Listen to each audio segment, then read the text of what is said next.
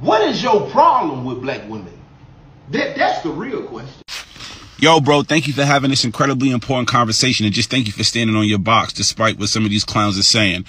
I think a lot of us don't realize that we've been socialized to treat our sisters the way we treat them, right? Everything that we hear, everything that we listen to from the time that we young men, right, is, yo, they're here to please you. Bend them over, do this, do that.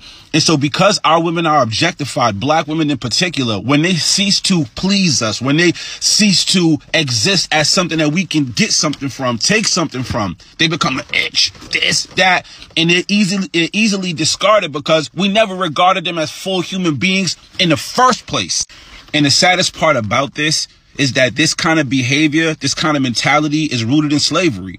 When they took our women, abused our women, raped our women, and literally objectified black women as those who we can get sexual pleasure from or get children from that we may or may not claim. That's what the slave master did. So when we talk about the behavior of black men and how little regard, how little respect we have for sisters, when we actually identify where that behavior is rooted at, it should terrify us. You talking about flee?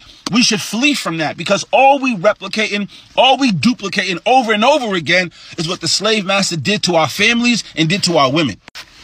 And then there's this third piece, right? As men, our ego is so much of our identity, who we are, what we got, what we've done, right? So for us, the other way that we're socialized and trained is to think about our value as what I have accomplished and what I have done. We don't talk about intrinsic worth and value. We don't talk about just because I exist, just because God made me, I have real intrinsic value. And so as a result, when black women start to thrive, right, particularly for those of us brothers who may be struggling with work or employment or been through the system or whatever the case is, right? Even those of us who have stuff and have done well can feel incredibly small and insecure once we start to see sisters thrive. And when you look at who's graduating the most from college, when you look at who's having the most success in this country, it is right now currently black women. And so we also got to do an ego check.